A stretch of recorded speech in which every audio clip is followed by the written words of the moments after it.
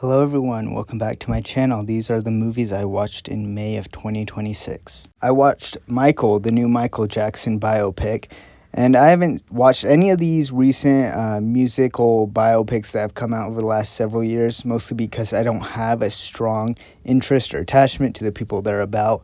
And that's the same thing with Michael Jackson. I still went and saw this anyway. I knew I wasn't going to love it because it is very clearly made for people who are fans of Michael Jackson. And that's okay. A big portion of this movie is playing his music. You get to jam out to his music, which I do think is quite good. And they recreate some of his performances, and they do a good job at that. I mean, if you are a fan of Michael Jackson, I can totally see why you would love this. Now, for me, I really just did not. I didn't necessarily hate it. In a lot of ways, this is a well-made movie. I just really couldn't care a whole lot, though. They really remove any sort of complexity you could have. Obviously, there's the whole situation where they rewrote the ending to remove any sort of mention of the allegations Michael Jackson faced and any sort of negative connotations in his life or anything really at all negative about him. It purely displays him in a positive light, and it just feels really, really weird because they treat him like this some sort of holy figure. Like, it's so weird and awkward just how positive they display him. And you could argue that that's to replicate sort of the craze that was going on because he was just so insanely popular. But I don't know, like, if you want to make a movie about the mythos of Michael Jackson, I feel like it's almost necessary that you have to talk about the controversy he faced. Even if you don't, take a hard stance of, oh, he was a terrible guy, at least bring it up. And if you want to make a movie that's about Michael Jackson, the person, like, make him an actual person with some complexity instead of just this guy who just is perfect and he does everything right all the time. He's just, everything he touches is gold. Like, you don't see a real strong process of him making his music. You don't see any real personal struggles. Any of the struggles are just things that happen to him, and you're just supposed to be like, oh, poor Michael Jackson, which is really hard to do considering, who he is. I mean, I don't want to excuse or, try to pretend like the bad stuff that happened to him isn't bad. I mean, it is. It's just strange how they approached it in this movie. Now, saying all that, I still have to say I didn't hate this movie. It was decently entertaining. I got through it and I wasn't completely bored. I guess I was kind of bored, but it was fine. It's just a weird movie to me. I watched All Quiet on the Western Front, the quintessential classic anti-war film coming out in 1930, which I think gives it an interesting feel, seeing as it came out before World War II. Because being based around World War I, it gives it a feeling of pointlessness. All the characters just questioning what's the ultimate point of this, and I think that's really effective for an anti-war film. And I think that's something that's difficult to do if you're making a movie about World War II or just having, the context of World War II and all the terrible atrocities committed there. It's very hard to say a war is pointless, seeing as it feels necessary sometimes given that sort of context. But anyways, All Quiet on the Western Front is so very great. It's very obvious why it has the status it does, and I don't think it's just great for its time as some other movies might be. It really is still effective and impactful today. Next, I watched Badlands, directed by Terrence Malick. This is my first Terrence Malick film, despite the fact I've wanted to delve into his work for quite some time. And I saw that not only is Badlands a good starting point, being his first film, but also is kind of recommended to watch his films in release order. So that's kind of what I'm going to be doing. Anyways, Badlands, yeah, it's a really, really solid film. It has a very kind of naturalistic slice of life feel to it, despite the fact that some of the events in it are pretty insane. A lot of the events, in fact. It is based on a true story, or I don't know how much is based on a true story. I know it's at least inspired by. I don't know all the details there, but I think that kind of feeds into the overall feeling of this movie, having sort of this very real and grounded feel to it. It also still has just a very enchanting tone to it. I don't know how to describe it, because while some parts of the movie can be seen as boring or, not super interesting, it just does a good job at just kind of getting you invested and sort of enveloping you in this very, simple slice of life type story. Once again, it is weird for me to describe it as slice of life, as it is about this young couple going around and killing people on the run.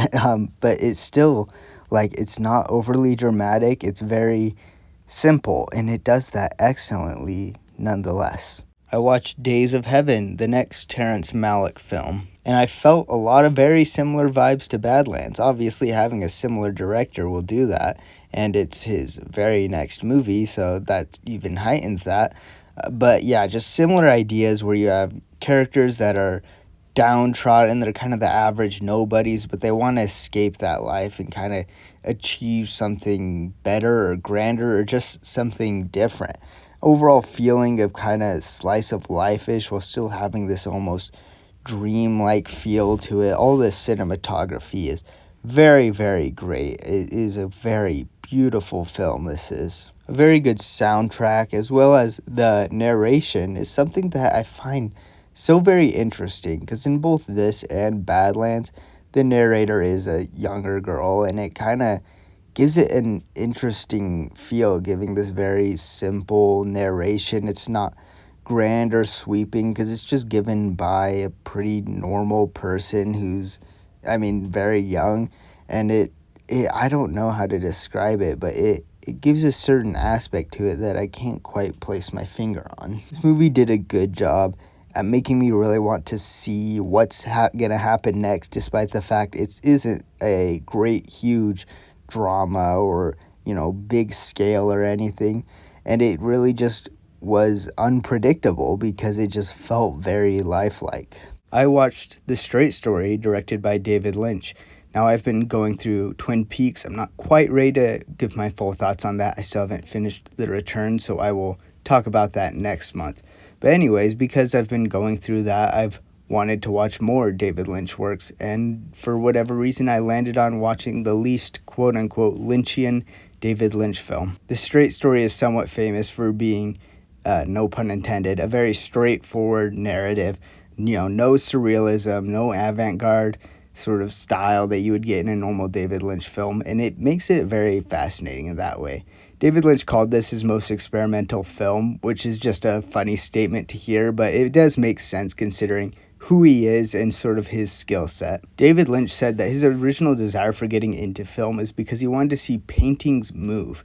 And I find that really fascinating, and as I've kind of listened to some interviews and learned more about David Lynch, his overall intention has never really been to be a storyteller, it seems to me. It seems like he has always been driven to create these artworks and not necessarily tell a story, which is why The Straight Story would be very experimental to him. Just very simple story using very raw emotions to communicate its ideas. And it does do a very good job at that. But I will say I do think it is apparent that this isn't necessarily Lynch's skill set. I would not call him a storyteller, and I don't mean that to insult him. I love a lot of his works, but I love them because he isn't as focused on being a storyteller. He's focused on creating these works of art that are so wonderful and surreal and weird. Overall, Straight Story is still definitely worth a watch. I don't want to give you the impression that this is a bad movie. David Lynch did give his all in this, and it is a really impressive, emotional film. I watched Alien, quite possibly the most famous horror movie ever, and this was my very first time watching it. And honestly, I had a great time. Sometimes I feel like that's weird to say about these horror movies. I haven't seen a whole lot, and so I feel like whenever I go into a horror movie, I really gotta emotionally prepare myself to be absolutely horrified. And then I usually am not, and I think I kind of comes from me setting my expectations so high. I think I'm going to get scared more than I am, and I'm more scared of being scared than I am scared of what's going on in the movie. So I don't know. I don't know if I'm less susceptible to horror than I think, but I feel like I still am a scaredy pants at times.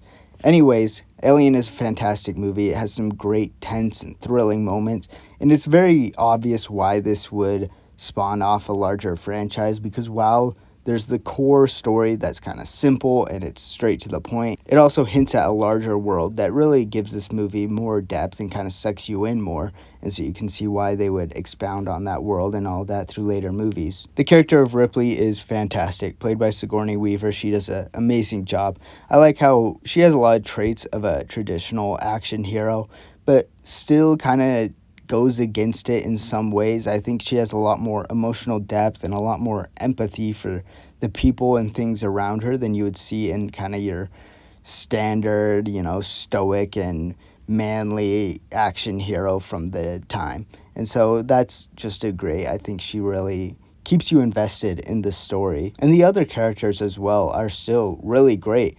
Obviously, some of them are going to die, but they do a good job of giving you enough to make them feel like real people and not just temporary side characters. So it does still have some impact when they do die. Anyways, this is obviously a magnificent film. I don't know what else I can say. This is just a very fun, thrilling watch. And that is everything I watched this month. You can tell me your thoughts on these movies down in the comments, and I will see you guys next time. Bye.